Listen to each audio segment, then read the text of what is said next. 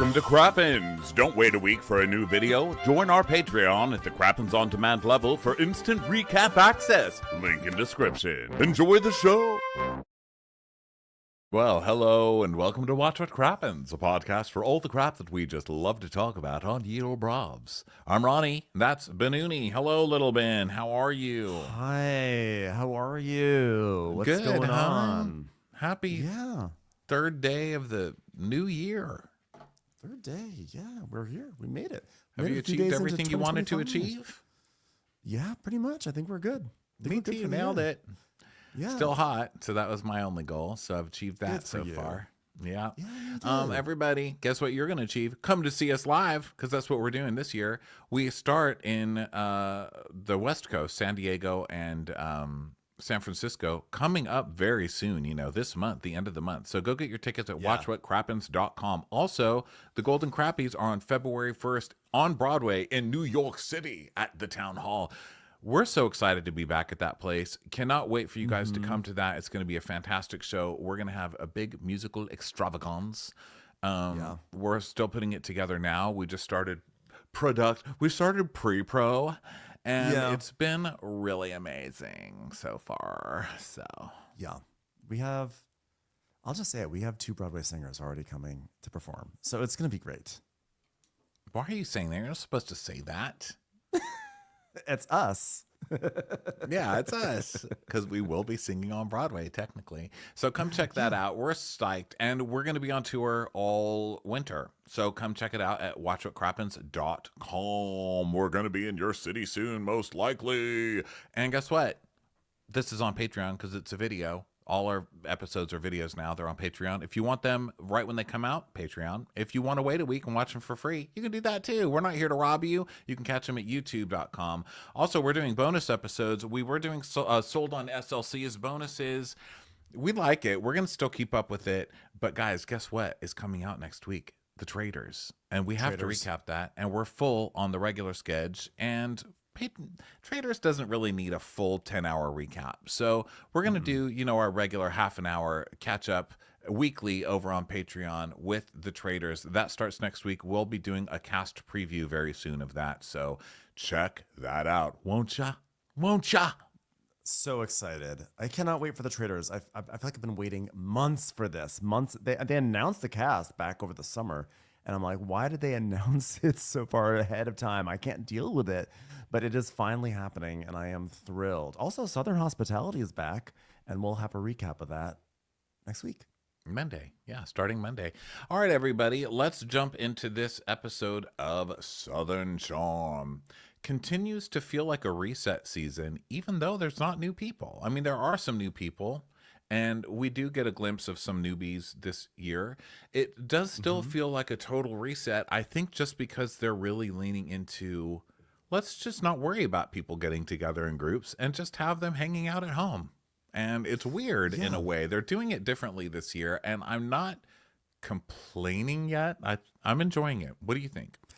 I mean, Southern Charm has one of the most sprawling casts in all of Bravo. And they are, it's interesting this season because we kind of have drama happening with the old guard, but we also are meeting new people. And I think they're doing a great job of kind of like layering the new people, but we're not like centering them just yet. We're not like forced to suddenly care about people we've only just met. We're just going to kind of like get to know them a little bit, feel them out, and then we're going to see who gets to stay and who doesn't make it to next season. But I think it's really, really good. I was thinking to myself, I was like, I love this show. This show is such a reliable show. It just works. Even in kind of its crappy seasons, it was still good because it's never been an amazing show. Sometimes there have been some seasons that have been more riveting than others, but because it never shone as bright as like a Vanderpump Rules season 1, 2, 6 or Scandival season, it never had a season that then was like, oh, this is a shitty season because the last season was so amazing. Like maybe once that happened. It just is like a steady show that just works. And I'm just really enjoying it this season. Well, good. Right on. Okay. Well, previously on Southern Charm, JD had the face of a hatchet, a beaver, a munchkin, and a walrus all rolled into one and thought that I would let him stick his pee-pee in my VV. No way, Jose. I'll tell you that much. Have you seen my husband? Yeah. Have you seen him? Have I seen him? Well, it's been about 6 weeks, but he's got a job somewhere else. I'm glad today that she actually told her husband, wow, you got a sister wife somewhere? Because I'm convinced this man has one. I'm convinced he's got a family. And everyone keeps emailing us about how normal it is. And, you know, it's totally California. He's not going to quit his job. There's a good pension coming and all that. I get all of that, you guys. I still think he's got a secret life somewhere. I can't help it. It's fair. It's fair. So basically there was this doggy party and everything. And so, everything. So, yeah, guys, there's like a doggy party and like everything. It's like everything and everything. It was everything and everything. So it was everything. Everyone was there except for JT. And then we met Sally and her puppy Boots. And, you know, I don't trust a person who brings a fresh puppy onto the screen because I feel like it's just manipulation when people bring a puppy. Yeah. But here she is. And then Shep brings a girl to the party. You know, we got Sally bringing a puppy and then a new girl bringing an old, you know, dog about to be put down. Like show and tell. Show and tell day on Southern Charm. Remember show and tell? Yeah, of course. I still do it. I feel like I feel like that's half this podcast sometimes for me. I'm like, guys, look at this. Yeah, I still do it all the time. And I love the new addition to the music in this one. It was like, and then Shep brings a girl to the party, and we just hear, and she'll spill the tea. No song has been remixed more than the Southern Charm theme song. Like, it is out of control. I think it's just like a fun challenge. This many lyrics to it. I don't remember that. And they're adding stuff. I swear they're adding little lyrics that were never part of it. I mean, they always have the don't you know. I mean, by the way, Trixie Monocle can just relax. Okay, we know by now. Don't you know, we know. We've been watching for 10 years. And the ladies go loco. That's my favorite one. So this episode, it's dark.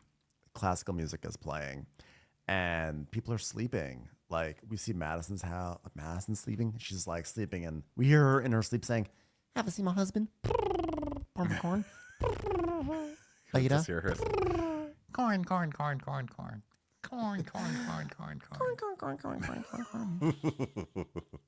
And then we go to Sally's house. And Sally's up at 4:30 a.m., fresh as a daise, looking around in the dark, getting Boots out of her little crate to go pee-pee. And she's like, my day starts at 4:30. I let the dog out, I do yoga, quick shower, I put my scrubs on. And then at 6:45, I go to the hospital. And then I'm surgery till 1. I feel like I'm in Grey's Anatomy. First of all, let me just confess to assuming Sally was an idiot. Not because she's blonde and gorgeous. It's not necessarily internalized misogyny or whatever. It is, although I'm aware that could be a thing, that could be an issue. It is that she banged both Joey Marbles and Gaston in one episode of Southern Hospitality, and then showed up on this show linked to Gaston still. It's hard. It's hard when you start out. You can't get respectability by showing up on Southern Hospitality. You know what I mean? Yeah, I'm sorry. It's a tough path. It's a tough path. I wouldn't let you do my robot surgery because you've been on Southern Hospitality. Get your fucking robot hands away from me, robot surgery lady. It is very surprising to know that she actually has not just a job but a profession, which I don't think we've seen anyone have on this show ever. And she is getting up early. I mean, she wakes up so early. I'm just glad that... Is that an actual point? Because I think that is a point that you just made. I laughed it off, but have we ever seen anybody with a career on this show? Let me think. Well, I mean, Madison does cut hair, and so did Chelsea, but no one's had like a profession that has required maybe an advanced degree or something like that. I'm not trying to sound elitist here. Like a white collar. Yeah. No, I'm not accusing you of anything. I was just like, wow, that made me think about it. Or not like like as opposed to a trade, I guess you could say. I don't know. I'm not trying to be dismissive of people who do hair. Whatever, But, do I it. don't- Hey, here's what I want you in We haven't 2025. seen I anyone want work from you in with robots. 2025. Dismiss more fuckers. All right, Ben? Okay, Just you know start what? We being haven't just seen more anyone and with more a dismissive. fucking really cool job on this show. How about that? How about that? We haven't seen I want one more with a pride in fucking your cool bitchery. job. That's what I request. We for all you know for what we're talking 2025. about here. All right, everyone. No, we haven't seen anyone with a fucking big deal career on this show ever. Okay, Yeah. no one, not a single person. We've seen people who've had big deal careers and then cocained their way out of them, but we haven't seen Yeah. people who actually are maintaining them at the moment. Yeah.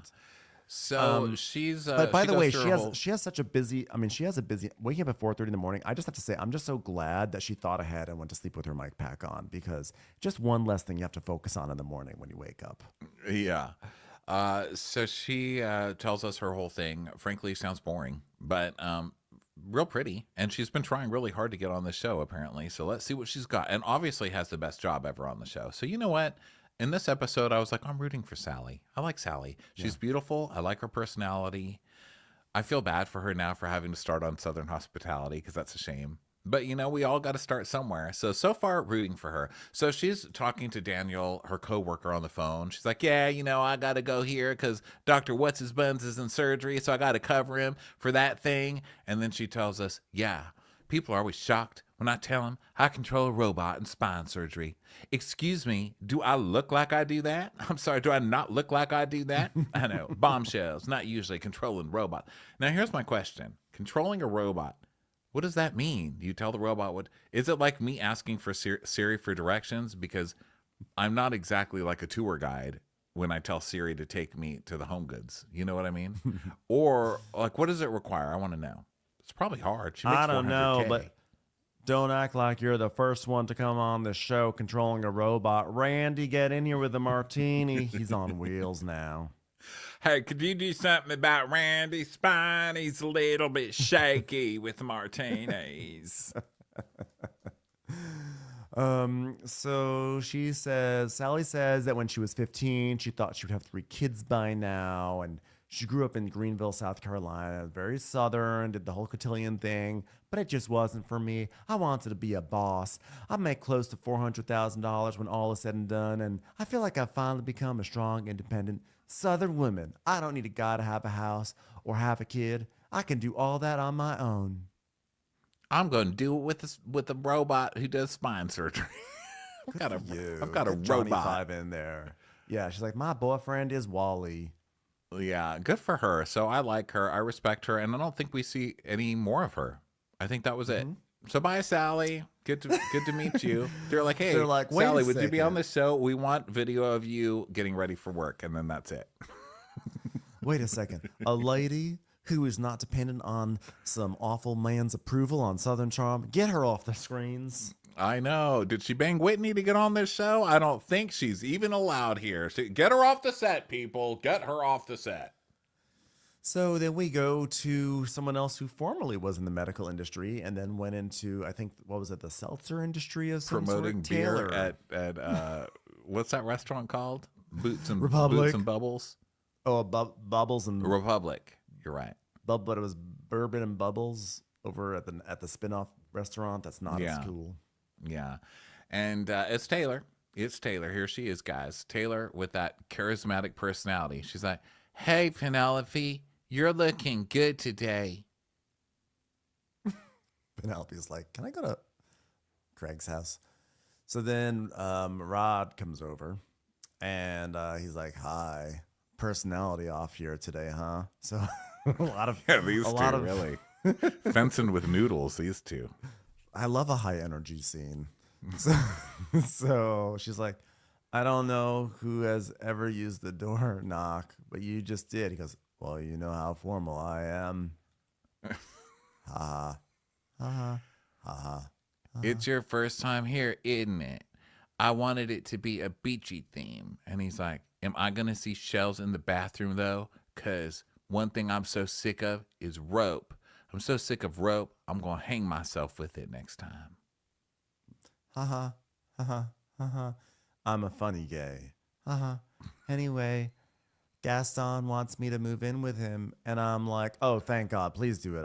Because I'm sure he does not have rope decor, you stupid bitch. What? I mean, sure. Sounds great. Pump the brakes on that one. You're already getting the milk.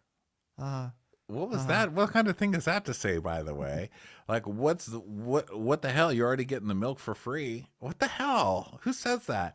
And she's like, well, I'd rather be engaged rather than just live together and then every 3 months be like, is it going to work out? Is it going to work You've only- out? Is it going to only- work out? You'll be asking the same question if you're engaged. I hate to break it to you. How long have they been dating? Like 9 months or something like that? And this guy already has like a sordid past. Listen to Rodrigo on this one. Listen to your local gay. Yeah, you marry a man like this. We don't even know Gaston yet, but I can already guarantee he sucks. I can just guarantee you he sucks, and because he's on this show. And 9 out of 10 men do suck on this show. So that's how I know. That's the evidence I'm going on, okay? History. I'm using history as my evidence. So let's just assume Gaston sucks. Everybody who gets engaged to sucky men, guess what? You're asking yourself every day, is this going to work during the engagement? And then guess what happens when you get married? You start questioning that. Is this going to work every day? Is this the day I find out he's been cheating on me this whole time? How much do I forgive in this relationship? Girl, I see your path, and it's not a pretty one. No, it's not. So they sit down for some snacks and champagne, and Taylor's talking about how Penelope's pooped from the party, and she's also says that Shep called her.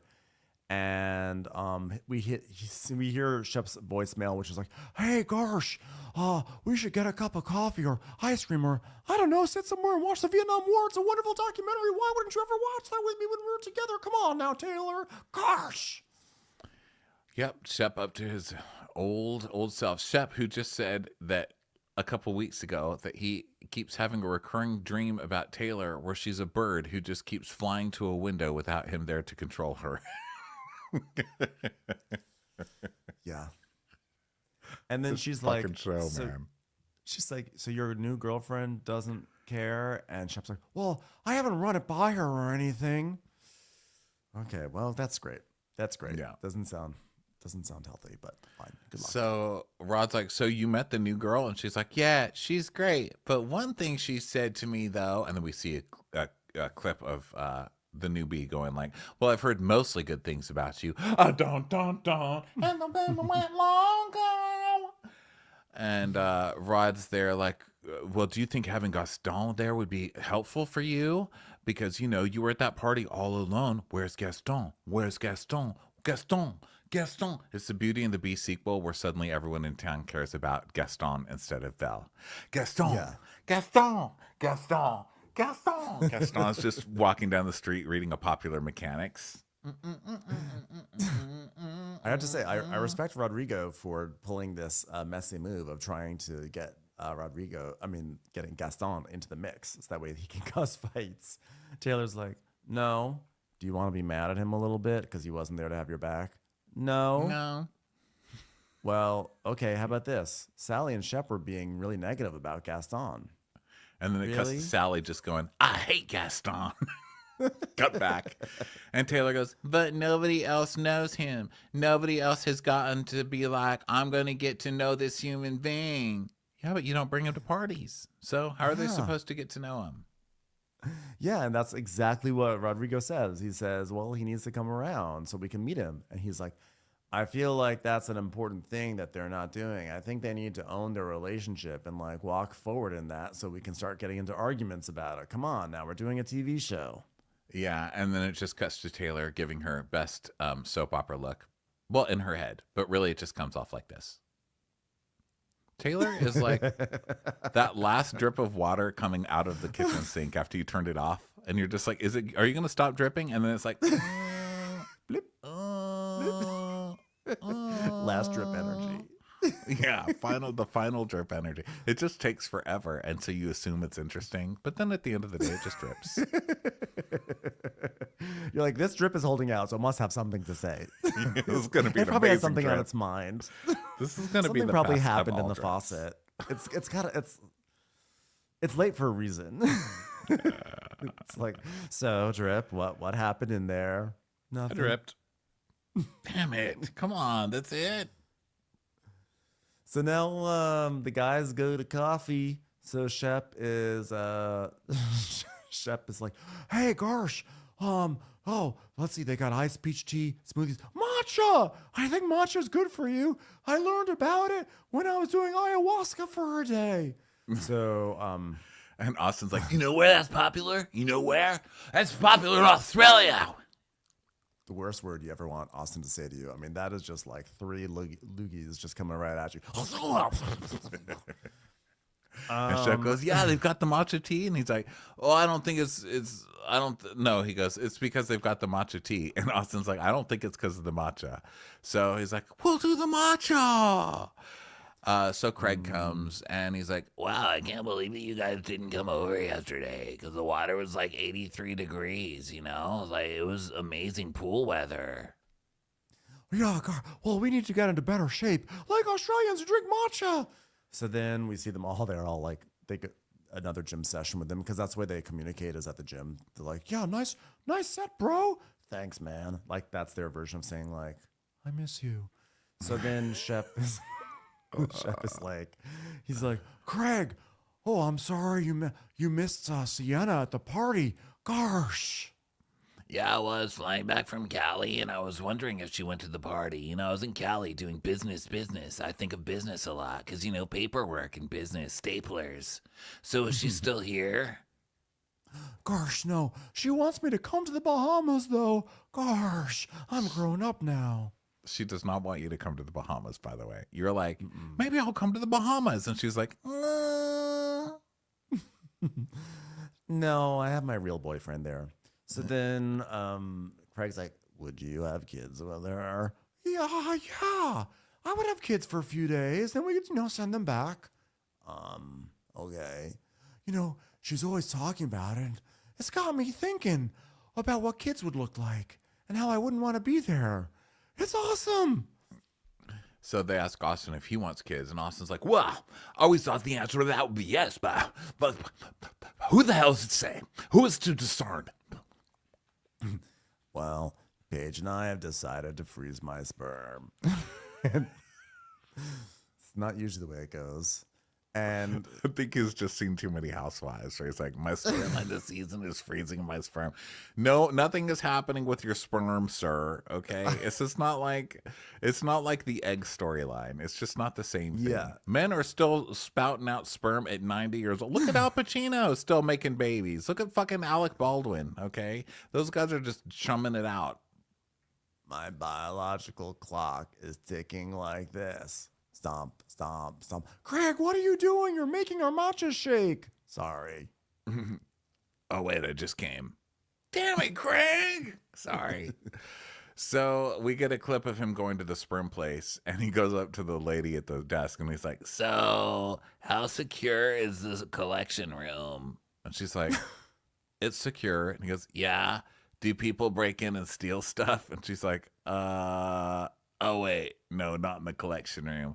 I mean, where you store the samples. Yes, Craig. Yeah, I'm sure they walk into the collection room and steal lotion and Kleenex.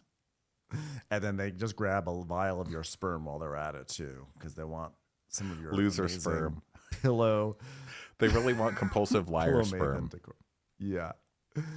So, Pillow Maven sperm. That's actually good sperm. I shouldn't call it loser sperm. He's not a loser. But, it would give you nice pillows and lie to you a lot. Yeah.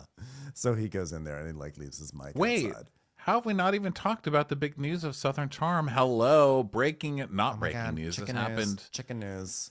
What did this happen on the 31st or the 1st? Yeah. It was like the 31st or 30th or the 33rd. It was right before New Year's Eve, so it was hidden. But big news in chicken world. Why did the chicken cross the road? To get rid of the other chicken. We're broken up. The chicken crossed the road so that the other chicken would follow the chicken into the road, and then the first chicken could run fast to the curb while the other chicken got run over by a pillow delivery truck. So, why did the chicken cross the road? To get as far away from Charleston as possible, like literally the worst. The chicken flew the fuck out of Charleston. That's what happened. The chicken crossed the road to jump on an airplane to never return to this fucking dump. Craig dumped Paige. No, Paige dumped Craig. I shouldn't say dumped. They broke up. I didn't know who dumped who. They broke up. I heard her clip on the Giggly Squad, She said that basically, like, this was not like a plan for publicity to set up Summer House or anything. It just was the way it was. And yeah, and she was like, I'm not going to cry on the internet, but I will cry on a podcast. Just kidding. I'm like laughing, to be honest.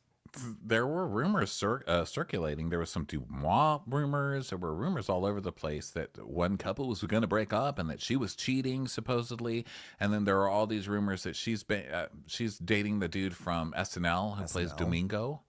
But And she's saying no. she's saying no. She's She's like, I'm obsessed with all these rumors. And then somebody else said she cheated, and she's like, well, have fun getting sued. I'll see you in court or something. So, I think they said allegedly, so you can't sue them. But I don't know what's going on. I honestly hope that it's juicier than they just wanted different things, because that's so mature. Well, Craig took off Paige's pillows from his website, so No, they sold out of them because there were rumors of girl. I've been following this. That's why I can't believe we didn't bring it up. I've been following this for days, and apparently they sold out of that stuff, but they did have a limited X's blanket, and it's called X's. Isn't that crazy? And now they're X's. So I bought the X's blanket. I'm waiting to see, if it shows up, unlike other Bravo things I've ordered in the past. But yeah, I bought some of that shit because that's going to be limited edition. One day I'm going to be like, guys, I bought X's the day after their breakup. So I know. Now I'm just waiting for the Paige and Naomi scene because it'll be so good now that they can join forces. Ugh, it's all I've wanted all this time. yeah, My two favorite snarky people on Bravo. yes, all of Craig's girlfriends. Hopefully by the end of the run of this, we can get all Craig's girlfriends lined up. And of course, the internet's going crazy, like, oh my god, but he was sexting with Molly. Maybe he'll be with Molly. She's so cute too. Which would be cute, but that would be too much of a like. Did they set this up for the show where they just brought him on a new girl to jump to? Yeah, I don't know. But I'm Team Paige because I'm always Team Paige. And I'm fascinated to see where this goes. I wonder if it's going to stay amicable or if it's going to go in a dark place. I think it'll stay pretty amicable. But one of the rumors was wait until this was a tweet. So this is a rumor. But they said, we'll wait until Craig sees what was happening behind his back on Summer House. And then he's not going to be so amicable anymore. Dun, dun, dun. I don't believe it. I'm not going to make Craig the victim here.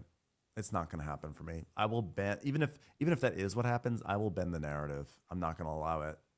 Yeah, look, I think I don't know. I don't know. I mean, I feel sad. I don't like when couples break up, which is weird because I'm super cynical. But once you're a couple, I think you're going to be together forever. I've said that a million times, and I think we kind of maybe saw this one coming. I mean, look, no sensible person is like, okay, she doesn't want kids and doesn't want to leave the East Coast. He desperately wants kids and wants to stay in the South. Like, obviously, it's not going to work out, duh. But I don't know. I think we all thought that he was eventually just going to like cave in and just go up to New York and just do whatever Paige wanted. And so we don't know if this was truly the breaking point of it, but we'll find out. But now, of course, Summer House is it'll be like the Carl and Lindsay breakup. Although the Carl and Lindsay breakup season was not like we had to look for like breadcrumbs. But this, I think, will be more like Scandival, where like, the Scandival season, we watched it knowing where it was headed, and we were seeing like all the cracks within it. So now I'm sure with Summer House, we're going to see many more cracks with Paige. And I'm sure they're going to re-edit and really amplify that part of the story. Well, every scene Paige is on this show with Craig is a crack. Like, literally. Look at the last episode. Yeah. Remember where when she's just on the phone, pool? completely ignoring him by the pool, and she doesn't even turn on until Madison walks in. And then it's like someone flipped a switch, and she's like, oh my God, hi, someone I care about. Please have a seat. Yeah, Craig is really leaning into the homebody thing, and I'm not sure that Paige is as much of a homebody as Craig is. I feel like Paige enjoys in Summer House being in the bed and watching Love Island on her laptop, but like that's different than being a full-fledged homebody. Like having moments in bed and appreciating the value of watching a show in bed is different than like just not going out at all and being stuck in a suburban prison when you're down in Charleston. Well, and Summer House is a show that's based on the weekend. It's a weekend show. So it's after a week of going out and working all week and going out at night. So that's why they're in the bed more on that. I mean, I don't know. Who knows? I'm sad to see it happen with these crazy kids. I don't know. I didn't know that they could make it, but I was hoping they would. I wasn't hoping they got. I wasn't hoping that they broke up. I was hoping they got divorced, meaning I was hoping they would get married and then one day you just see her realize slowly what an idiot Craig is and then divorce him. But, I like Craig too. I think he just needs to find, they're just too different. I like them both. I think that Craig, I think you mentioned last episode, Craig can be extremely likable, but he has some really shitty sides that it's easy to forget about. And then they come rearing back. Forgetting. Yeah, I'm not forgetting. It wasn't too long ago. That's what I was talking about last week. It wasn't too long ago on Winter House when Craig was just, flipping money at everybody, saying he's too rich to clean and all of that stuff that he was doing. And he literally was like a pathological liar and probably still is for the first half of this series, the show's run for years. He was studying for the bar. And then all of a sudden, oh, I never took the bar, or I never was there's all sorts of lies. And then people were frustrated with his lies, and he always winds up looking really great. And other people look like the monsters for being frustrated with him because he does a little boy act. But the truth is he's shady, but he's charming. He's a shady lady. Yeah. But he's charming. Well, everybody, that's the news on that. So it's pretty sad for those two crazy kids. So anyway, now back to the Shep and Austin pretending that they're actual good people who give a crap and guilting Craig for actually doing something with his life. Scene. So they're talking about kids and stuff. So we just see Craig going to give his sperm, and we actually see him go into the room, and they show him the porn. They're like here's some porn, please wash your hands before and after and everything like that. And then he closes the door, and I'm like, they're gonna show the sounds of him jerking off, but then he thinks and takes off the mic and puts it out. Because Jerry probably called him.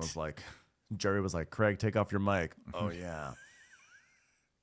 But Craig, listen, Craig, the only way we're going to keep you in the sperm place with your mic on is if we've got dish towels to sell. And we don't have them ready yet, Craig. All right, you're going to have to do that later. Get rid of the mic, all right? Don't blow your load too soon. No pun intended, Craig. Should I put this on the gram? No, Craig, not our brand.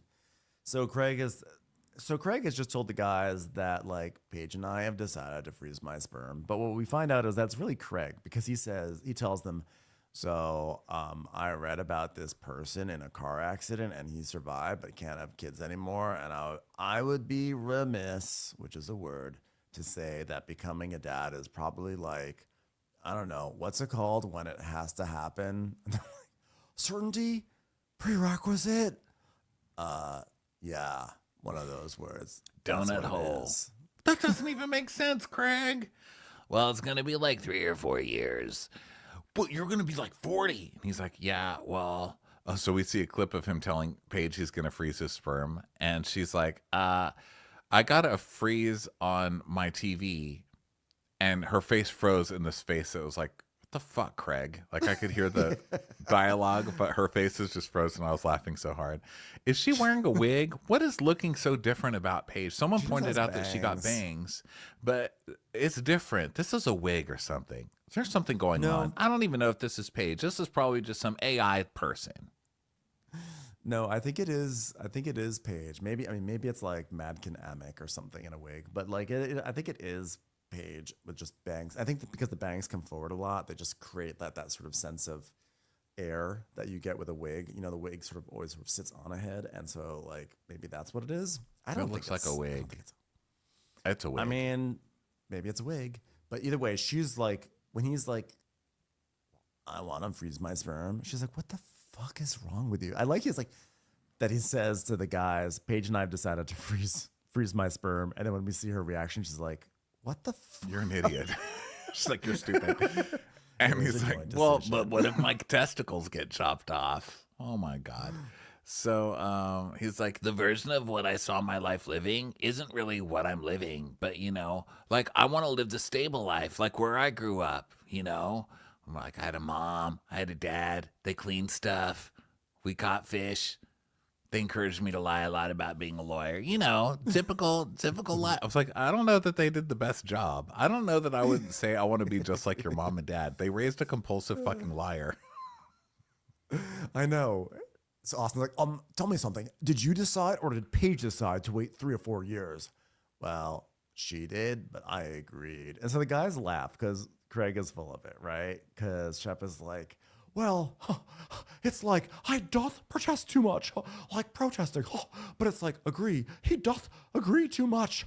No, he didn't say doth. He said douth. Shep is so dumb. He tries to talk like he's this really intelligent person, but he can't even pronounce half the shit he says. He's like, wow, it's like, what is that saying? He doth protest too much. Maybe I'm the idiot, and that's really how people like Shakespeare realists will come at me. I don't know, but I've never heard that. And then he repeated it. He doth. So Craig's like, we're going to do it one day, but like, why not make as much money as we can now by making pillows and like jerking off onto our new tea towels? Craig, we're not doing that with our brand. Oh, sorry. Jerry says I should redact that. Why is Jerry on speakerphone? Sorry. Jerry's my new chef.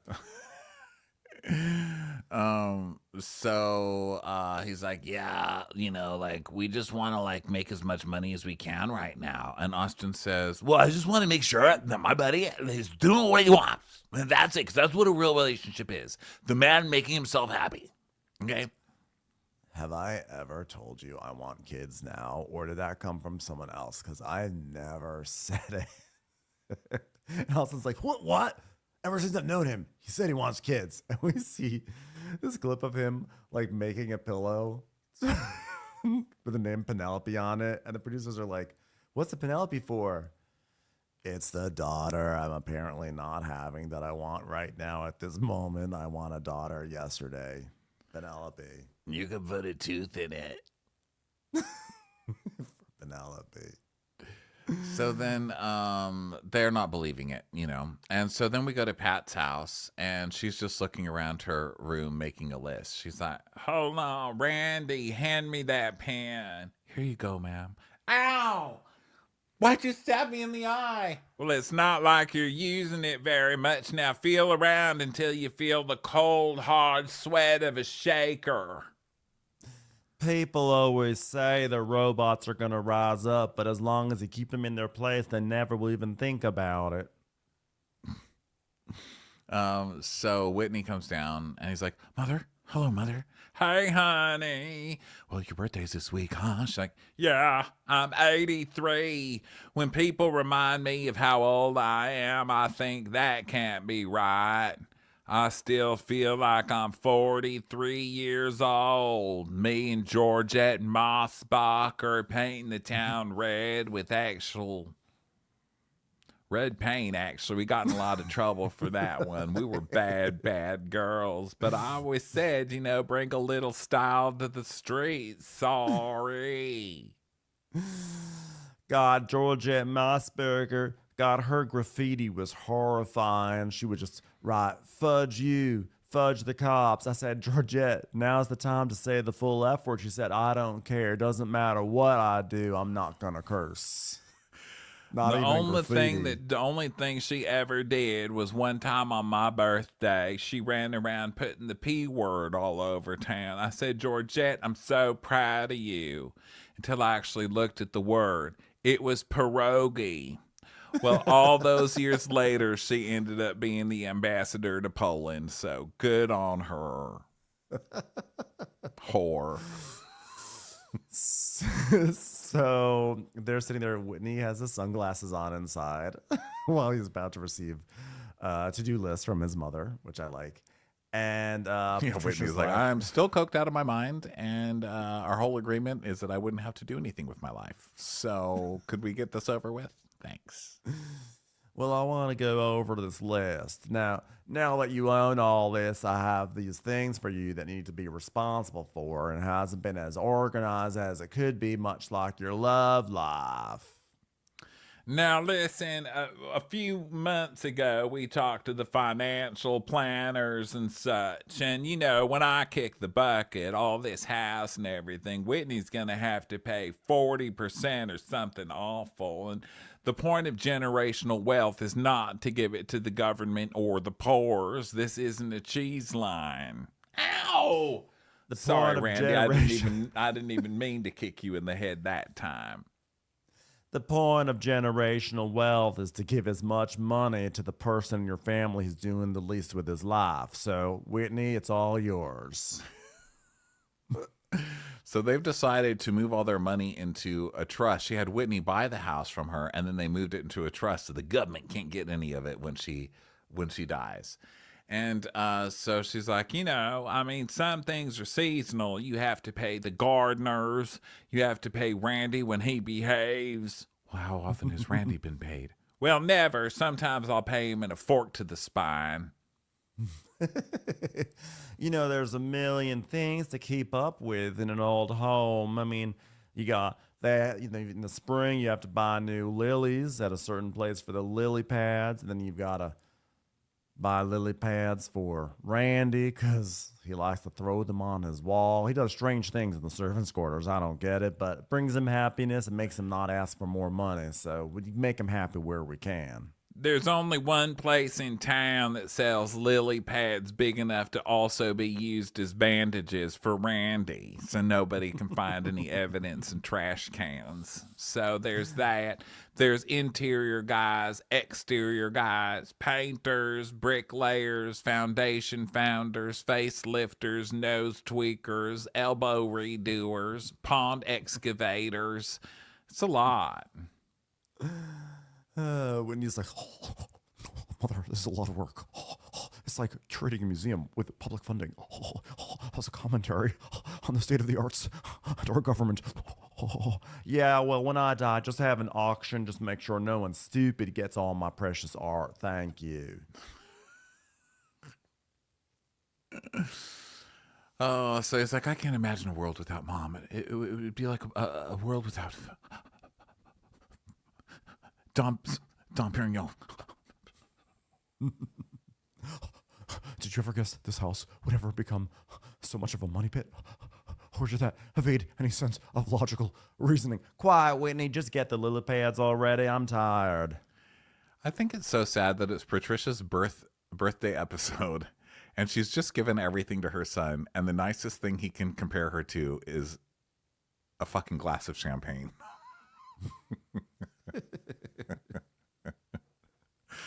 Okay, so White Duck Tacos.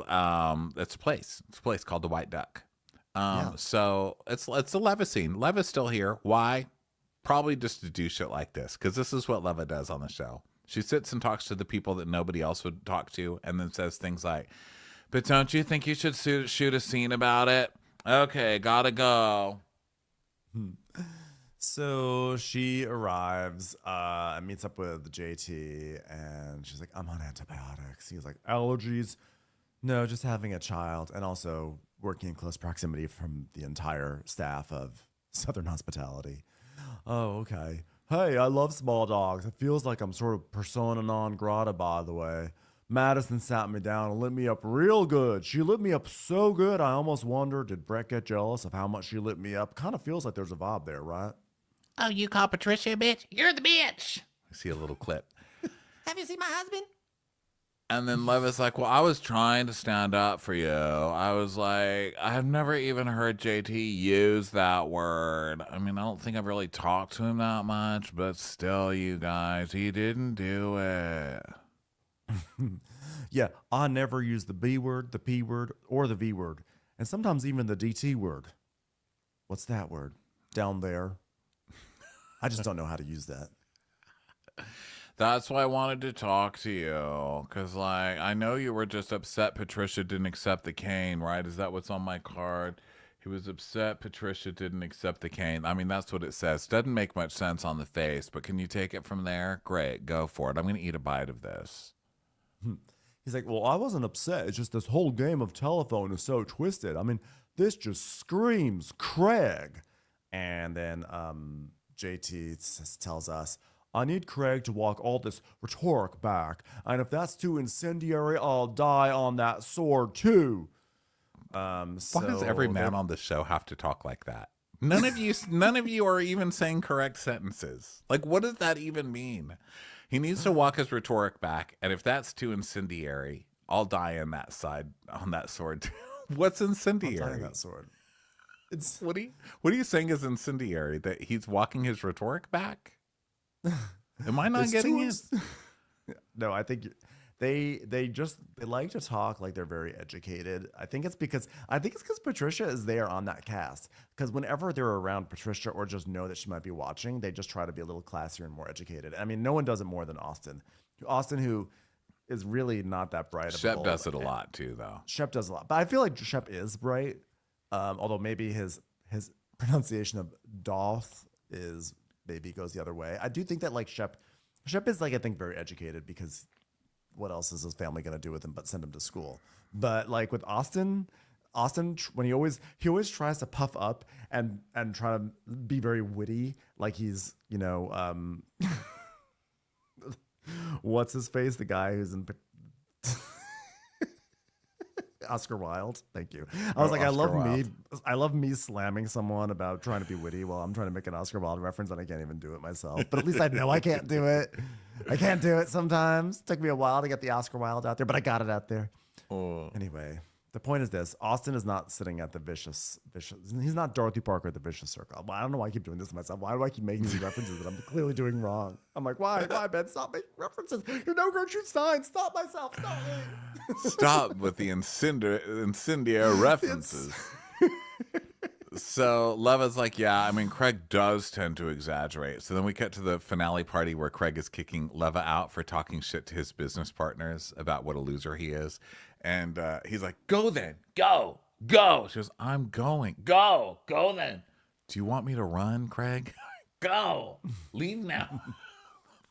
I forgot that part where she was leaving and he kept telling her to go. And she's like, I am going. Like, am I supposed to run out? Like, and he was on such a power play that episode. Remember, he had every single person and just like anyone who was like a tertiary member of the cast sitting at one big long table, and he put Naomi and Leva at a separate table. That was so mean.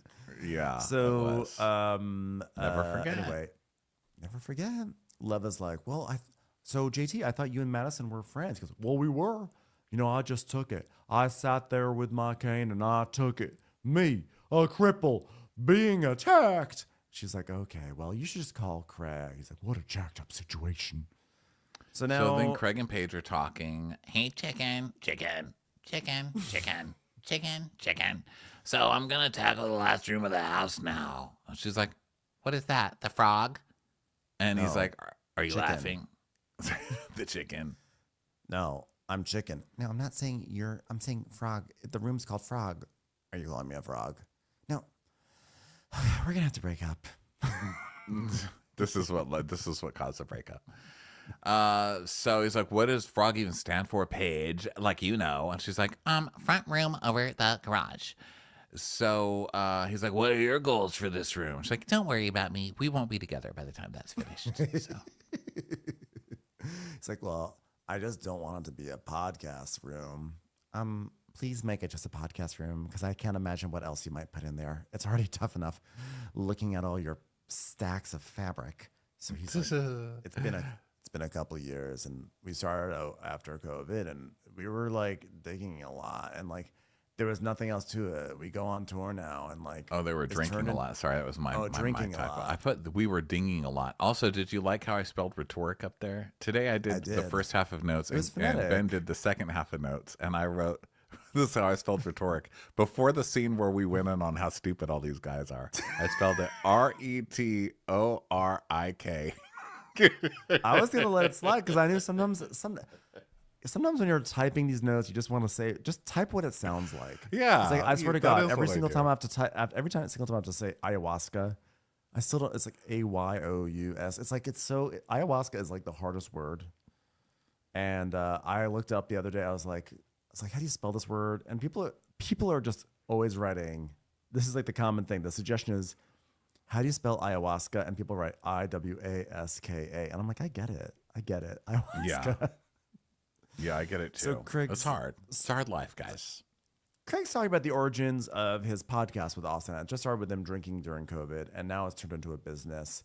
And so he's like, but chicken, look, I want this to be a multifunctional room where I can craft. She's like, oh, we're crafting? What are we crafting? I don't know, but I have a Cricut. She's like, oh, a Cricut. Okay.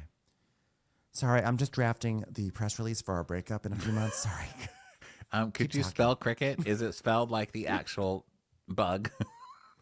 No, it has a U in it. Oh, even better. Okay. Oh, Craig, could you make me an iron-on for a shirt with your cricket?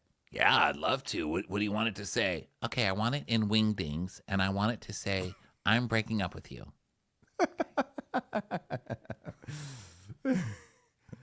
I guarantee the moment he mentioned that he had a Cricut machine, she was like, I'm out of here. I can't. I'm never getting another boner. Hey, do you have a 3D printer? Could you make me a boner that I could possibly use on our next date? Because I don't know how I'm going to fake this. Listen, Craig, I don't know how to break it to you, but I'm a fashion influencer. Cricket is our C word.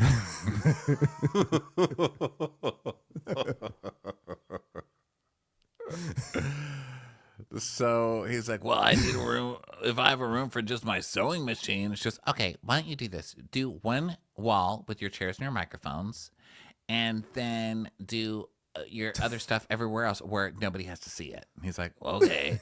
She goes, and why don't you guys record in the same room? That's crazy. You live in the same place and you don't even record in the same space. Hey, watch your ass, okay? I took that very personally, and I know Ben took a little note on that, like, yeah, Ronnie, because it's harder to get out of bed and roll out. You don't get the same joie de vivre as you do when you just roll out of bed and you're like, here's what I think. You know, driving changes things. Well, also, having to be someplace at a certain time is more annoying. And on top of that, parking is not an issue for Craig and Austin. But in Los Angeles, for many years, Ronnie lived a mile away from me, and we still did it remotely because honestly, parking is an issue in LA. Like if you don't have guaranteed parking, if you have to hunt for a spot, you might as well just stay home. So I get it. But I will say this whole conversation about what to do with the room and like multifunctional podcasting space, I was just cracking up because that's literally what I'm doing in this room here. It's like my board game storage, it's my podcasting space, it's gonna be a video podcasting space, it's where I have my Peloton. Like I am doing this, and I'm constantly like bringing Dom here down here, and I'm like, what do you think about this? I was thinking about it from this angle. This looks like really good. He's like, yeah, it looks great. I'm like, I was thinking about moving the fake plant over here. What do you think about that? He's like, that looks good too. I'm like, now what about this? I was thinking about like I could put a board game over here. He's like, yeah, sure. I'm like totally the Craig right now to Dom's page. Yeah. So she wants him to, he has an embroidery machine now, so he wants to do that. And she wants him to hem pants for her because he's never hemmed a thing for her. And basically he wants a lot of things. And he gets down to the wrapping paper wall. And she's like, what? And he's like, people have wrapping paper walls. And she's like, no. He goes, you've never heard of that? She goes, no. And he goes, you know how people have wrapping paper rooms? And she's like, yeah, those people are fucking weird, Craig. Okay? How about a room where I can store all my Prada? Thank you. Hey, Craig, I'm giving you an imaginary gift right now. Do you see it in your head? I do. Thank you so much. Open it, Craig. Okay? I've had this wrapping paper in my house. Open it up. Okay, I'm opening it. It's a box. Okay. Untie the string. I'm untying it. Open it up. What is it? It's a poster. What's it a poster of? It says I'm breaking up with you. God, we're good. Hey, now that I'm no longer going to be in your life, you can embroider that onto a pillow. Broken up with.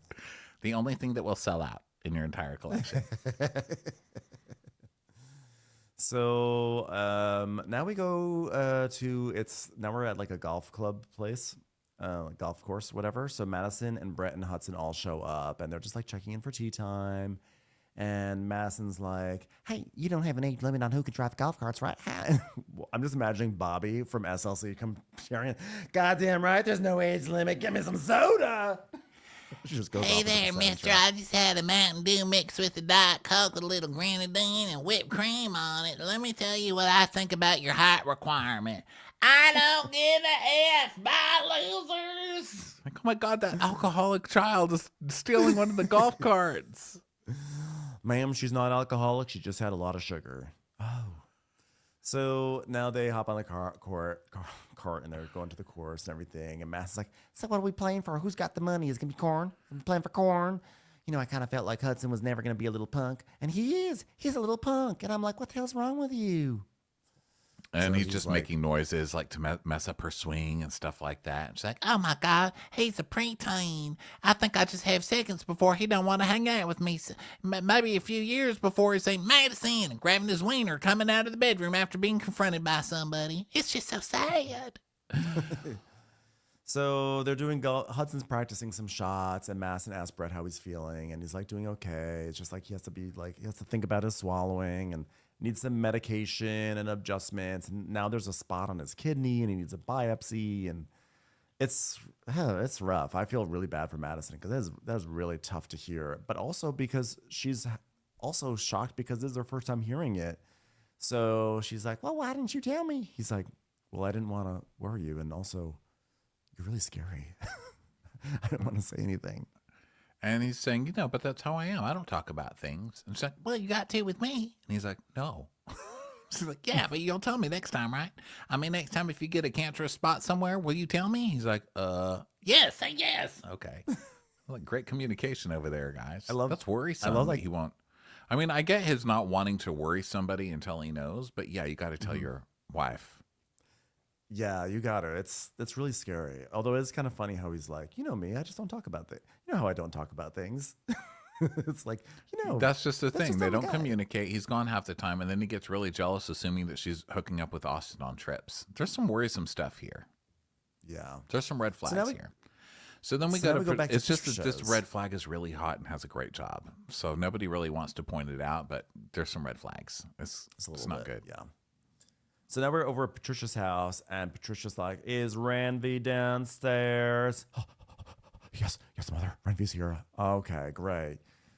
Doesn't keep Randy Randy away sound from like her. a shortened? I'm sorry, Ben. What were you saying? I just said keep Randy away from her. Last time Randy got too close, start humping her leg. Do we have the shot collar? Oh, doesn't Renvy about sound Renvy? like a shortened prescription drug name? Yes.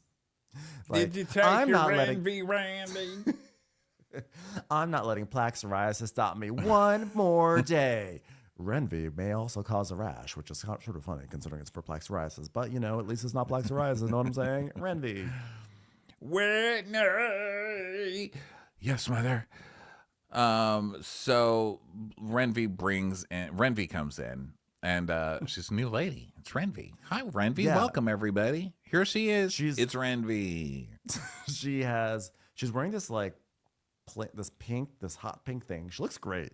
She's got Joan Rivers hair. She sort of has Cheryl Hines' face, and we've never seen her before, but she is obviously made it to the top of the pecking order because she gets to be the lady who comes to Patricia's birthday party. So great job, Renvy.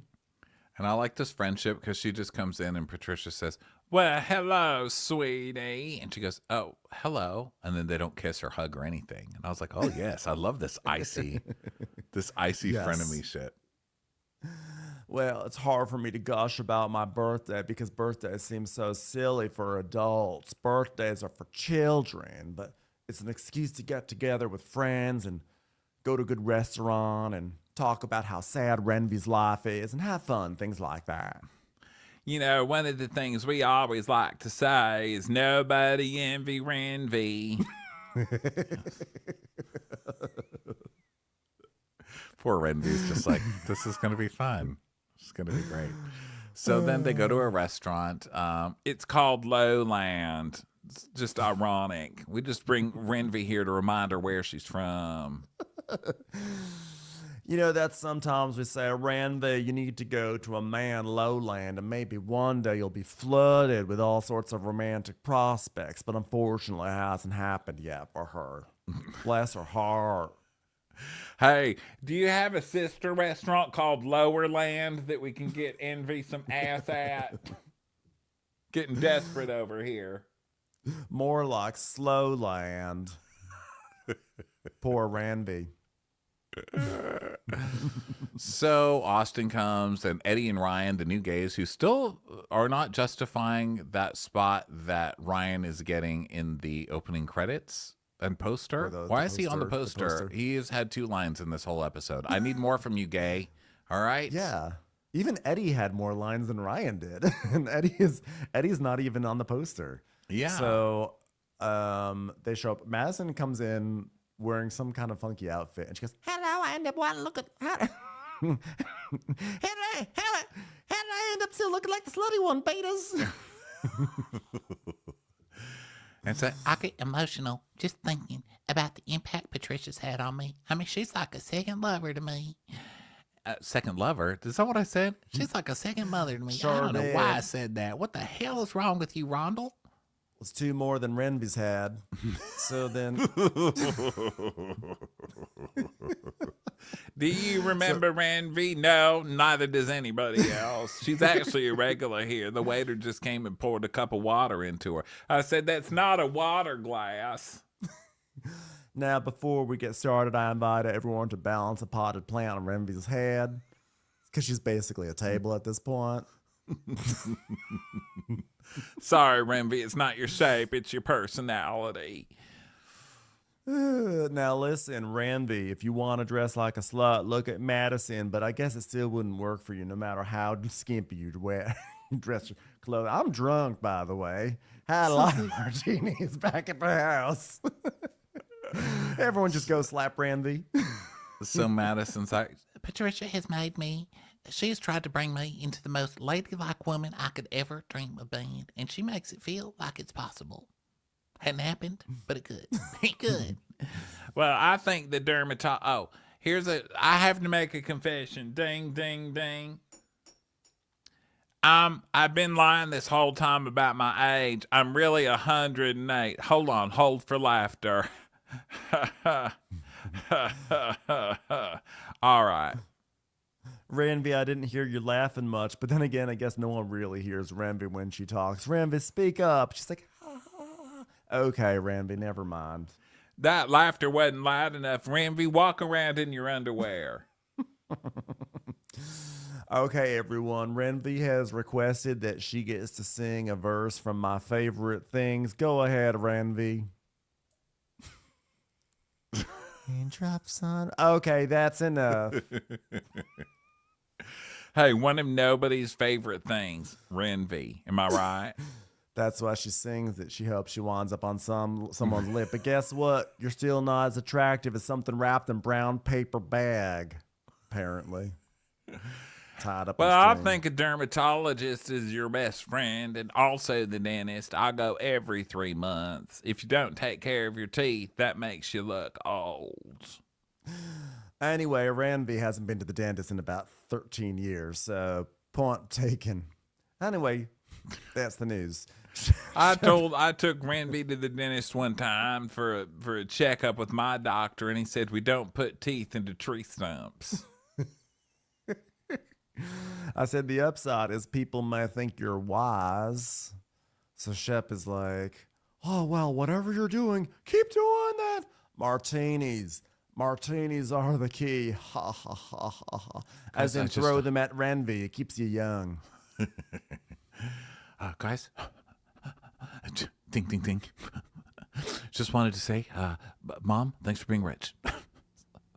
Hilarious. Thanks, honey. So, he's like, I'd like to tell a story about Mother.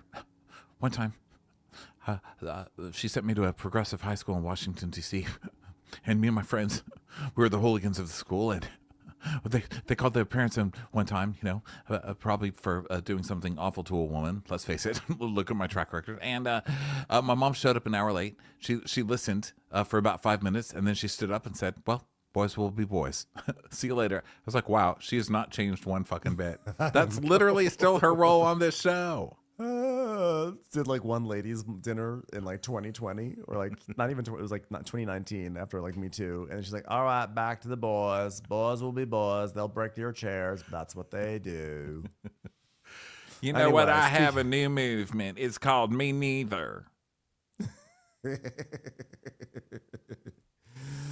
Poor Ranvi's movement is not her. So sad. So,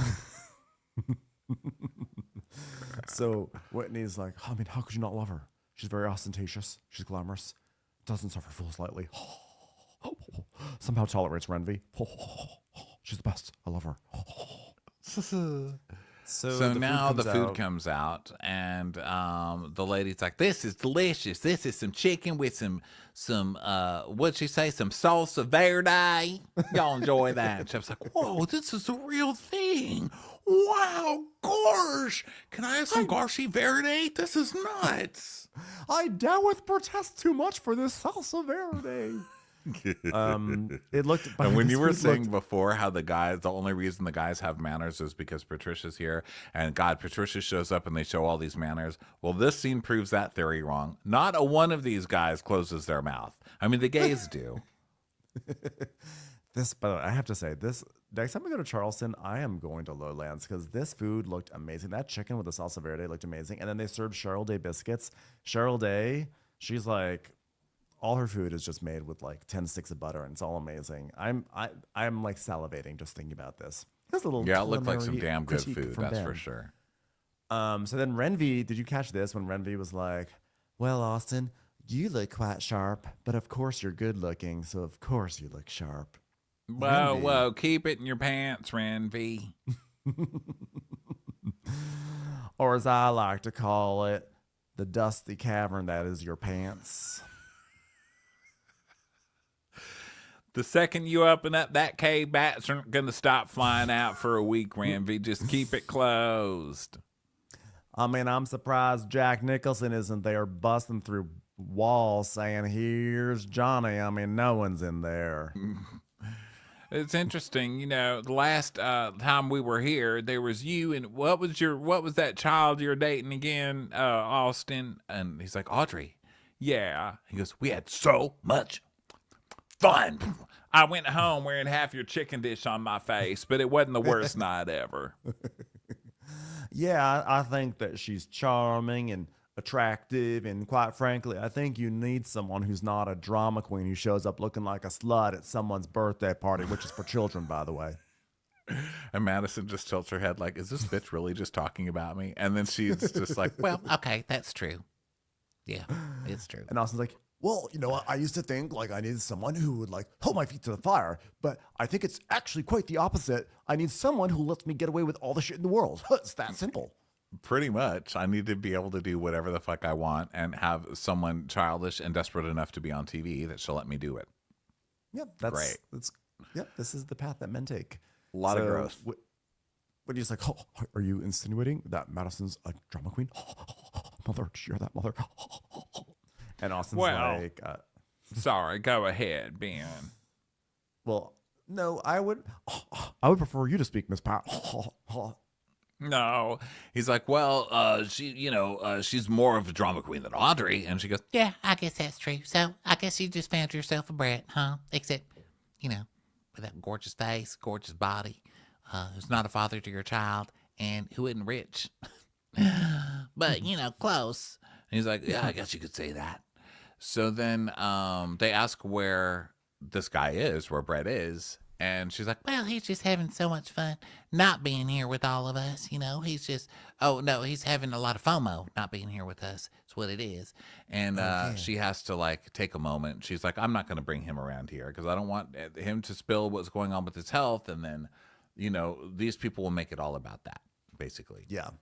So Eddie's like, "Okay, I'll get the ball rolling. Where's Craig?" And Pat's like, "Well, I thought he was in Sonoma," which is also what I call Renvi's love life. Sonoma, man. But apparently he came back today. And Ryan says Craig is at Kroger, and they all crack up like it was just some diss. But I think Ryan was like, "Craig's in fucking grocery stores. Like, what does he care what you losers think about him?" That's how I took it. How'd you take it? I took it like, no, he's here and he's at Kroger buying his groceries for dinner while we're here having this amazing meal. Oh. Okay. I thought, oh, wow, that was nice. Okay, so Austin's like, yeah, I talked to Craig, and he was like, what are you doing later? And I was like, oh my God, this is so awkward. Ugh, it's so crazy. It's like nuts right now. But like, I'm going to dinner. And he was like, who with who? And I was like, well, a bunch of us. And he was like, what? Where you been quiet? And I was like, well, it's Pat's birthday.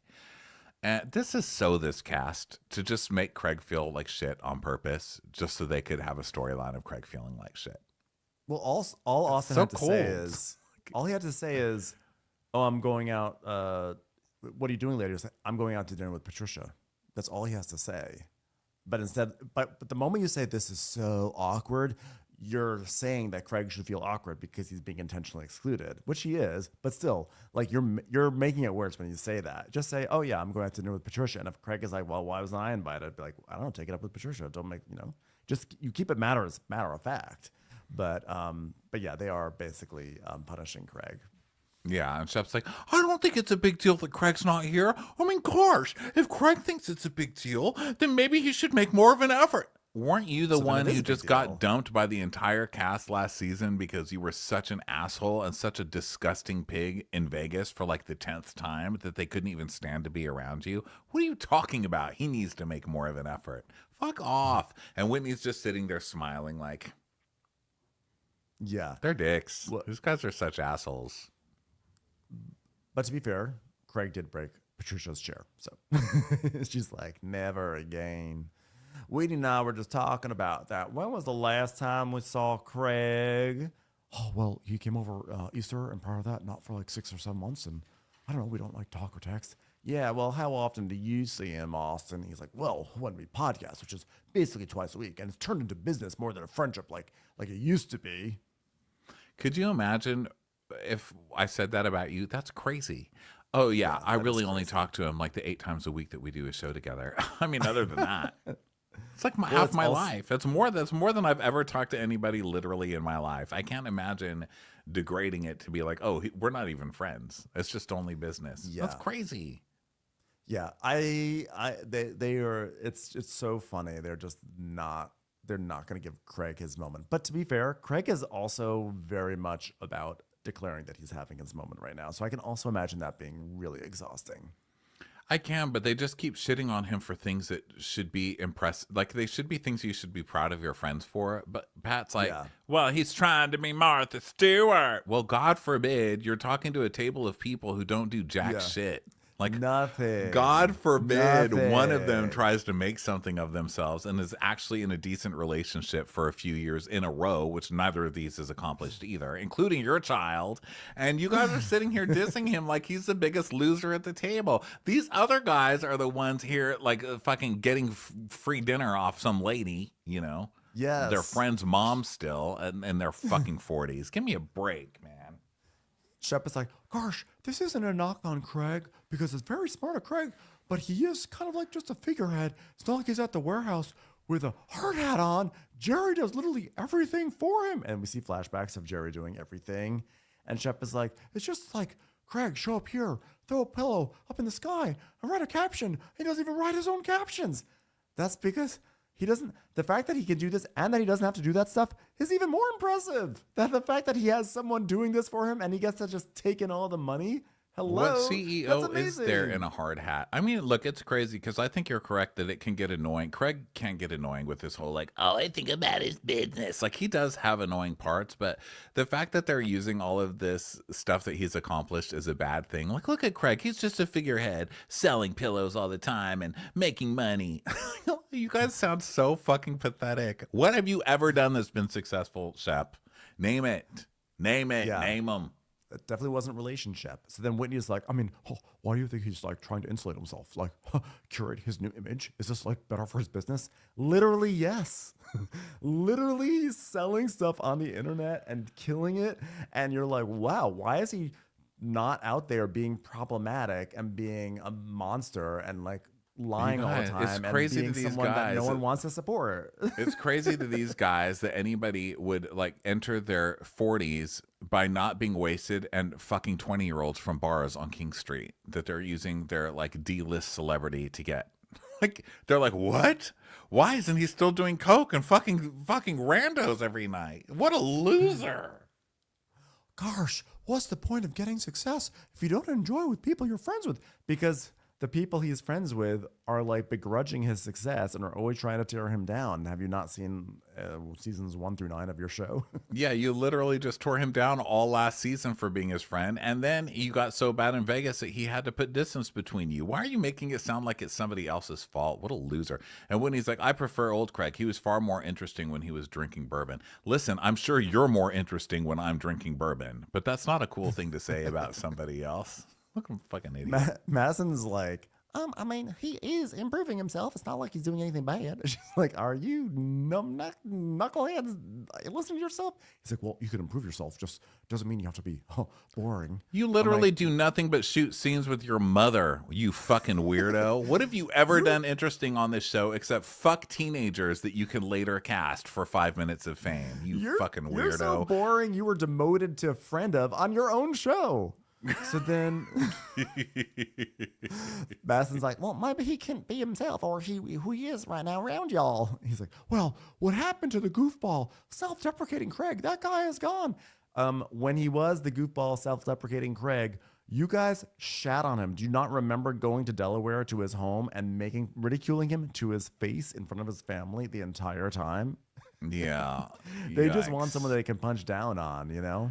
Yeah, and so Shep, and by the way, that guy is gone because you were a shitty friend, Shep. You didn't leave him. It's not like he just disappeared. He left you because you're a fucking disgusting, assaulting drunk. Okay, so Shep's like, well, the people just like who's Craig and sewing down south because of his old fallible self.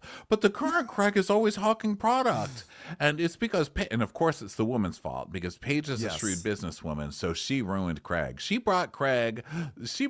made Craig healthy and happy and successful. Fuck her. Whatever happened to witch hunts? I know. Yeah, she's a pretty shrewd businesswoman. And they said to themselves, we have to be professionals and do this the right way.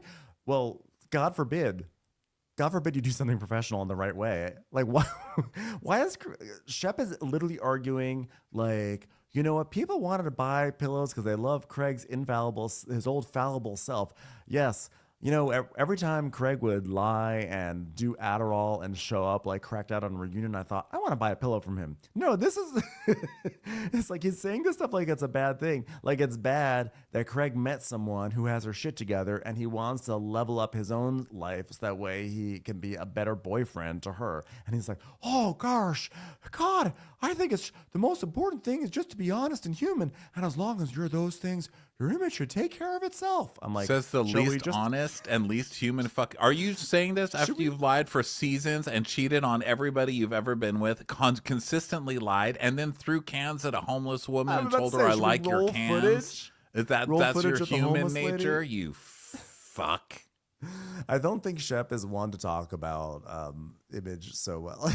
It's not his strong point. Or honesty or humanity. What the fuck is this person even talking about? So then Austin tries to puff up and he's like, well, I think it's rather interesting that other people feel this way. I didn't realize, I suppose, that his absence has been noticeable to other people. Hold on. I'm like, okay, relax, sir. You can put your ascot away. Like you haven't been talking about this nonstop with everybody else on the cast. Yeah. So then we go see Molly making her bed, and I think that's all we see of Molly. That's all we see. We don't even see her face. We just see her bag making her bed, and then we see Vanita putting down pillows for Charles, and then she sweeps, and that's it for Vanita. It's so weird sometimes. And then Shep is driving, so he calls up Austin, and he's like, "Gosh, I was just at the gym and Craig walks in and he's all grumpy. And I was like, what are you doing today? And he's like, Austin's coming over and he's going to tell me all the shit that everybody's been talking about me. So Austin's like, oh God, I'm going to a fucking hornet's nest. It's insane right now.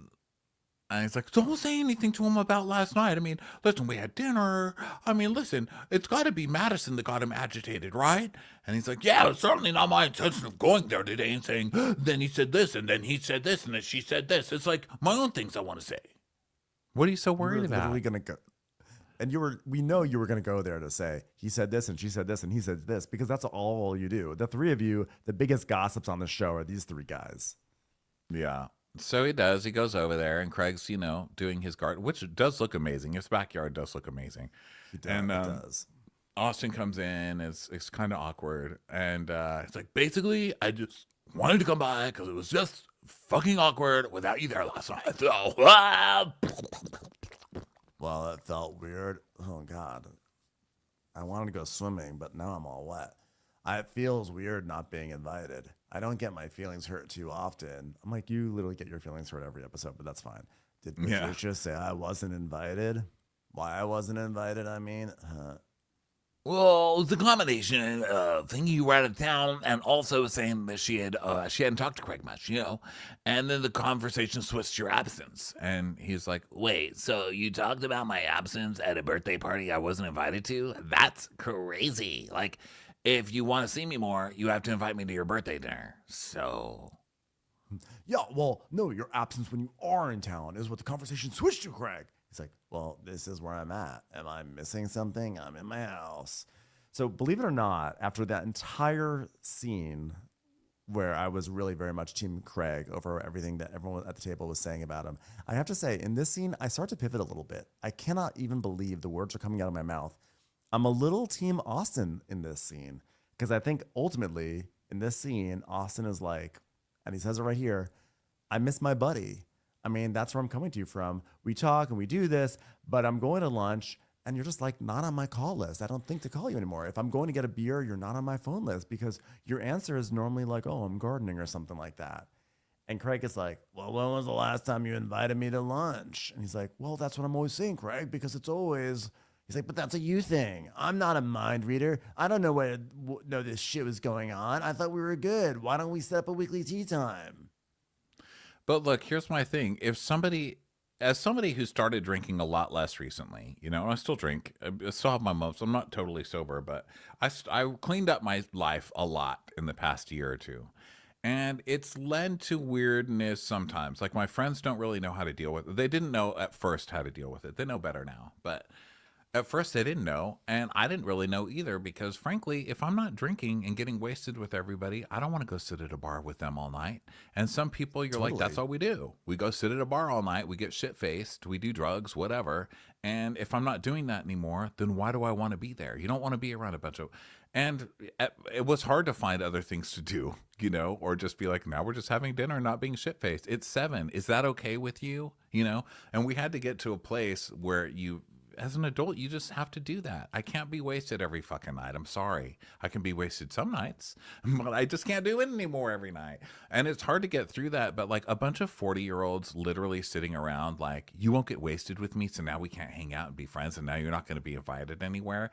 Grow the fuck up. I mean, you children, that's why everybody around them gets younger and younger as they get older and grosser and crustier, Yeah. They're just surrounded by all these stupid influencer girls who need, likes. Well, I agree that like Craig is in a much better place. He's cleaned up. What he used to enjoy for fun is no longer the same thing. But I think also Craig can't be mad at this. You can't be like, oh, I wasn't invited, but then you can't move on and find a new group and then get mad at people that you weren't included in the old thing.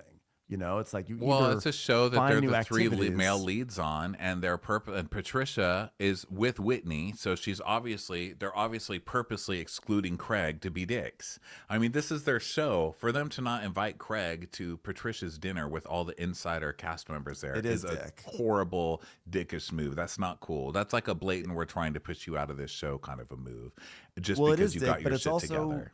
So But also, I can see that Craig is clearly like not making himself not available, probably for good reason, for very good reason, but he's not making himself available. And then he's surprised that people are like, well, I guess we're going to start moving on without Craig because he doesn't want to hang out. And then Craig gets upset. And I'm like, you kind of can't have it both ways. And so here comes a But guy. he was just with whether it's- them. He was with them What? 3 days ago. They showed I the know, well, scene there's in that this too. episode where he was just at lunch with them. Then they showed him just at the gym with them. I mean, he is with them. They're full of shit. Right. I mean, but I still think that if you have someone coming to you, like whether it's coming from I think that if Austin is feeling like he's missing his friend, like he wants to spend time with his friend, and then the friend is like, well, I'm here, you can make plans with me. But then it's like, what, every time I try to make plans with you, you basically are like, no, I don't want to do that. Or like, and he starts to say this thing right now, which is that like, we had a plan to play golf. And then the night before you're like, oh no, I'm going to garden instead. It's like, that's shitty. I'm sorry. I think that Craig has every right to find healthier friends and healthier activities. And Austin and Shep do undermine, but like I think Craig is really painting himself here like he's really innocent. Like what? Like, but no, Craig contributes to this toxic situation too with these friends. Well, I think if it was like from how I'm looking at it, if it was Austin just saying, "Hey, Craig, here's how I feel about our friendship," that's one thing. But this is about Craig not being invited to Patricia's birthday party, which is a totally different thing. And Austin's making this like, "Well, you don't come golfing with me." It's like, well, why am I being kicked out of this inner circle? Basically, what happened last season is Austin and Craig were like, fuck Shep. He can't treat everybody like this anymore. It's to the point where he's literally assaulting people in public. He's making us all look terrible. We both have businesses that we want to protect. They totally turned on him at the reunion and were like, no, Shep, you can't act like this anymore. We're making a stand against you. And now Shep has turned it around with Whitney and Patricia, apparently, as their witting accomplices, who are making it now that this is all Craig's fault. The reason they weren't hanging out with Shep was Shep's being a fucking drunk, assaulting alcoholic part. That was his fault. But now this season, they're making it sound like, oh, Craig's the one that's been. No, Austin, you were not hanging out with Shep until last week or whenever you started shooting the show again, because they even had that conversation at the beginning of this where Shep's like, I want us to get back. No one hangs out with me anymore. And he's like, okay, we'll be friends again. So then they kind of forgave him. But now Shep has somehow managed to turn this into it's all Craig's fault for being better, thinking he's better than us. When Shep is the fucking one who got cut off for being a drunk who keeps assaulting people every time they're in public. It's making me crazy. But I think that it's not that Craig not is innocent. It's just that Shep and Whitney are such pieces of shit. That's what's I mean, I think they've turned that part around. But I do think in terms of like around on Craig. But I also have to imagine like, yes, Craig is doing healthier things for himself. But I also imagine Craig is being much more annoying to be friends with. It's like everything has to be at his house. Everything, it's like got to be on his schedule. And like he's not going to return. And so he's making these healthy boundaries, which was probably better for him. But like on the other side of that healthy boundary is like it's like an annoying thing to have to deal with it. And it's like it feels like he's probably not checking in with them because it's part of his boundaries.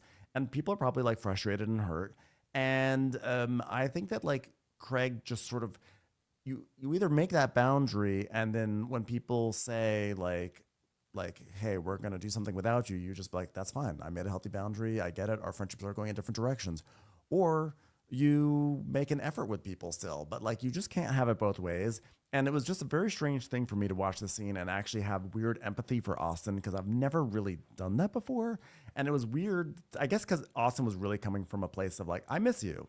And Craig was coming from a place of like he basically coming up, he's like, Austin just misses his drinking buddy. I'm like, yeah, but isn't that actually a big deal?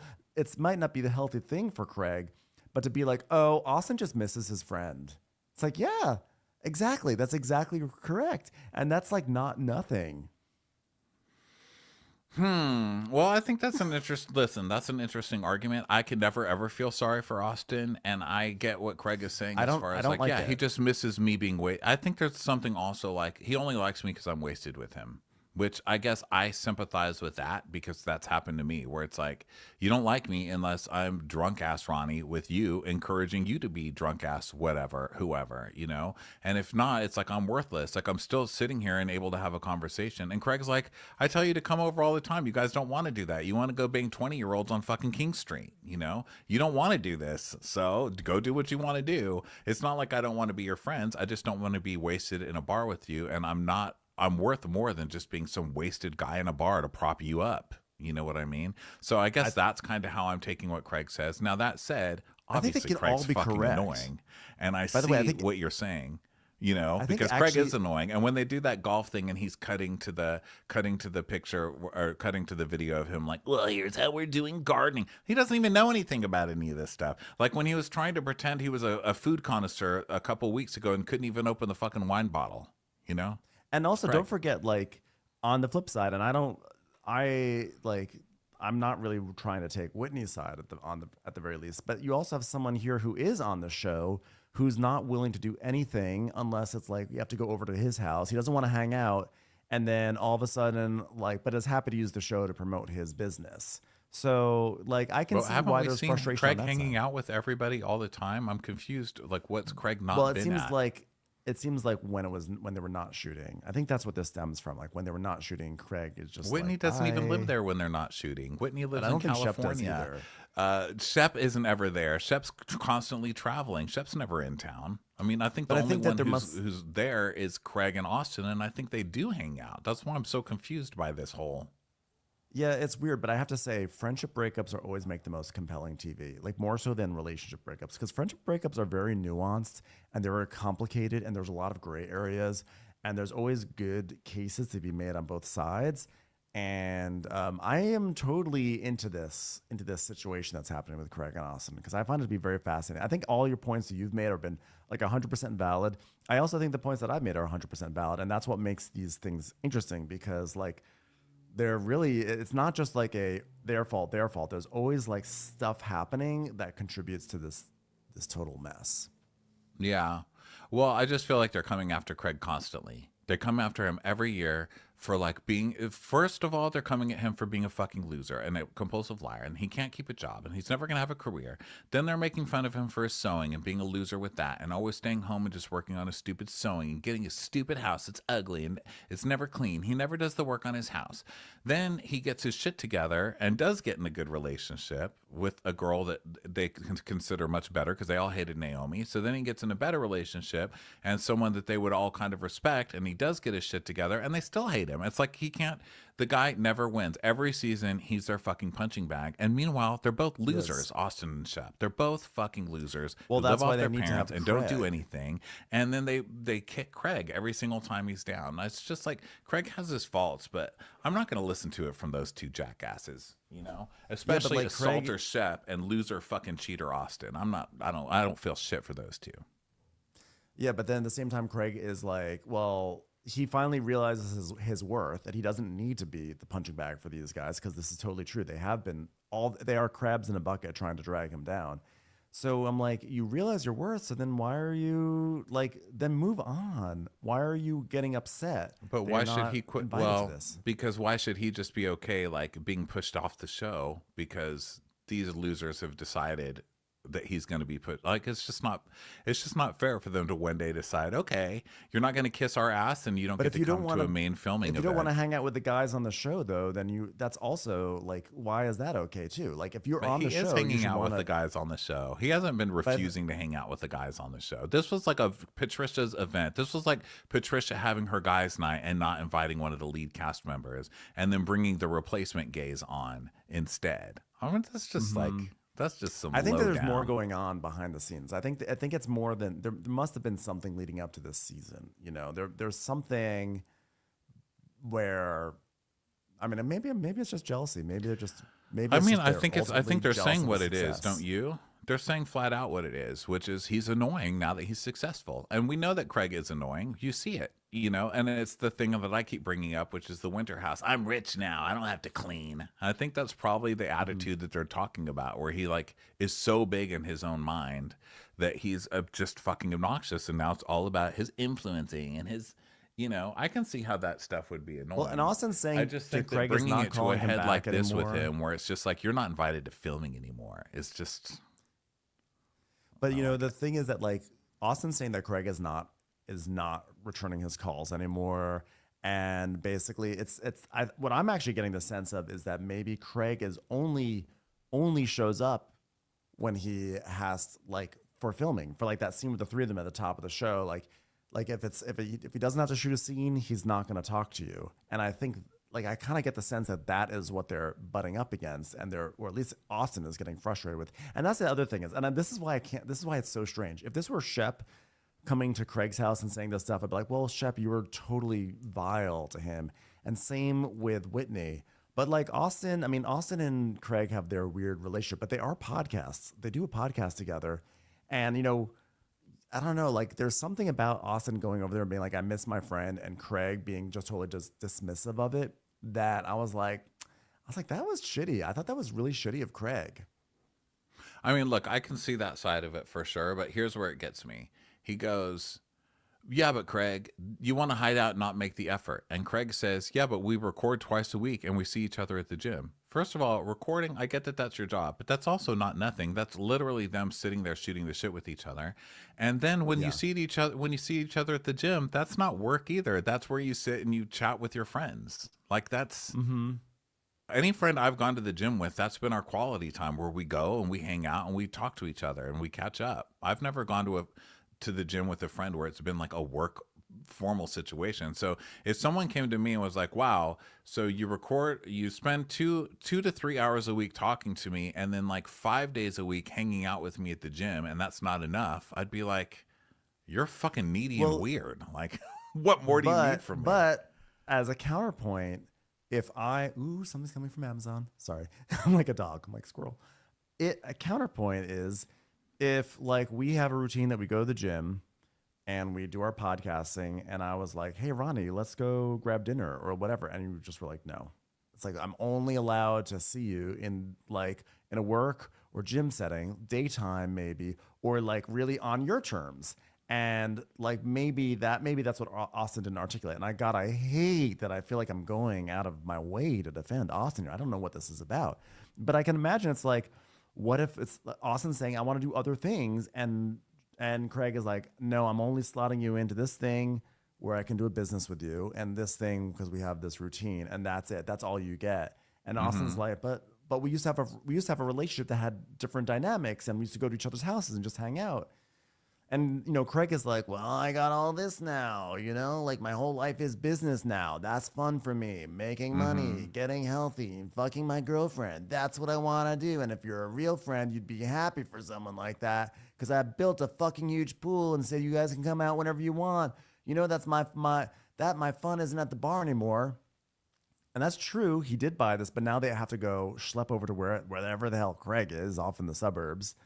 So like, I feel like I think maybe what I'm reacting to is that like all the points that you're making are points I've always felt and agreed with, but I feel like sometimes I get more passionate about like, but let's not overlook this aspect too. Let's just not let Craig off scot-free, because Craig is contributing to this too, and he's also like he's trying to have it both ways, and I think he's actually kind of being a shitty friend too. Yeah. Okay. I mean, I agree with everything you're saying. I'm sure Craig is just annoying the hell out of everybody. My main sticking point is this is like a main shooting event and you're trying to push him out. And that's just not like, I don't think he's done anything to warrant that, especially when Shep is there just being fucking vile to the point where the whole cast has to take a step back. And Shep is still invited to spit food all over your face all night. Yeah. So I just think that was shitty, mostly on Patricia and Whitney's part, mostly. Well, never forget, Craig is the one who tried not to invite Naomi to his birthday party, and then everyone pressured him, and he finally did and put her in that. Well, that was his show that she was coming back onto after dating Whitney to get back on it, which was also another fucking sticking point, which I still think is totally gross of Whitney. It's like, okay, you can come back on the show if you're dating me. It's like, where is HR on this show? But Craig didn't owe Naomi anything. He broke up with Naomi a long time ago. That's a different thing. Naomi wasn't just a lead character that was still on the show being pushed out. Yeah, but then if he's going to have some sort of proprietary element like it's quote unquote his show, then he has to also like do the things on his show. Well, and not just be like, okay, and not just be I like, think we just need to agree to disagree, because it's like more of the same thing over and over. But I agree with what you're saying. I mean, I do see the annoying side of Craig. I'm just never ever. There's nothing you can ever say that's going to ever make me feel empathy for Austin. I won't do it. I know it's weird. I don't like being. I was watching this scene. I was like, I can't believe I'm feeling this way. I've never ever in years and years ever felt a shred of empathy for whatever argument Austin's ever making. Yeah. Well, so either way, that's good. I'm glad you're feeling things. I feel nothing. 2025 is a great year. Yeah, I feel nothing. Fuck that guy. Fuck that guy forever. Austin's like, I want to meet up with my buddy and like grab barbecue and talk about shit. Like watch the match, whatever match that may be. And he's like, I don't want to go to the bar and watch the game anymore. I want to watch it at my house or at his house. He's like, what? but he won't even set foot. He set my foot in my house like 3 times in my life. Like, what is that about? It's gross. And so Craig's basically like, look, our friendship's never going to look like it used to. And I would never tell you how to live your life. And he's like, I'm not telling you like how to live your life. And he's like, well, then what do you want from me? And I know you're not making a face at me because I didn't come to your house and do this. And so Austin's like, I get it. You know, he's changed, but you know, when you're changing, you're supposed to keep your closest friends the closest or whatever. And so he's like, all right, well, you can either swim or leave. This is my life. And he leaves. And then Craig swims. And now the future of this trio of men is in dispute. I mean, they'll be fine. They'll all still leave. Oh, they're always, it's the same thing they do every year. One of them is always on the outs, you know, and they have to make that one suffer for the whole season. And this year it's Craig's turn, I guess. And next week they'll probably settle in together and say, yeah, I'm really sorry about that. No, I do treasure you, blah, blah, blah. And here we are spending all this energy taking sides on a stupid thing, and then they're going to be the ones who'll be like friends next episode. Of course. Well, and also this leads to whatever happens next year, which is going to be single Craig. So that's a whole different thing, because that's Craig right back into the position of going out with his friends, meeting people, and kind of, is he going to slide back into that? Or is he going to, what's he going to do? I don't know. It'll be because I don't really believe that Craig is this reformed like guy either. You know that whole scene where he was like, "Oh, welcome to my pool." It was another scene at his pool. All the scenes were at his pool, which I guess is your point and Austin's point. But he was doing that scene where someone came over and he was cleaning up soda cans or whatever, beer cans, or I guess it was his seltzer I read about later, from all over the backyard. When apparently they had some party, and he's like, "Oh, I have a little cold. Want to get in the hot tub? My little cold." I was like, "Okay, so you were partying and doing coke all night." So he's not completely this reformed angel, you know. So yeah, I just always think there's more to the story. I just feel like Craig gets off scot-free all the time, and I'm like, don't they all though? Isn't this whole season Shep getting off scot-free? What has Shep had to do? Shep immediately came back like, "Oh gosh, everybody, I'm totally different. It's just me, sweet Shep, dating a perfect beauty queen and never wanting anything else." Like totally behaving himself. And everyone's like, "Oh yeah, you know the real problem in this group? It's not the grab ass old lech who's like we can't take in public because he's humiliating the entire cast and network. It's Craig who has a job and a girlfriend now." Like, how do you do that? Like, he's magic. His manipulation is magical. Well, it's like a totally toxic situation, and that's why it doesn't really matter what side you're on, because it's always going to swirl together. Like, both things swirl together and create the drama. Yeah. And, you know, that's, again, friendship breakups. They're the best. They're the best to look at. Talk about. Oh, and I I guess think they're the customary disclaimer, Ronnie and I are not mad at each other. We're fine. But we're never hanging out outside of this podcast again. Ronnie, do you want to hang out tonight? No. Oh, I'll put on Shannon's bulldog hat. Well, how dare you? How dare you?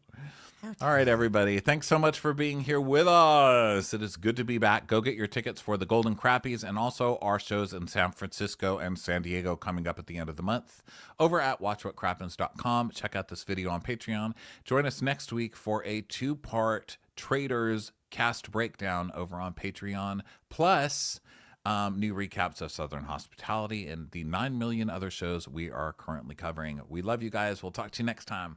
Bye. Bye.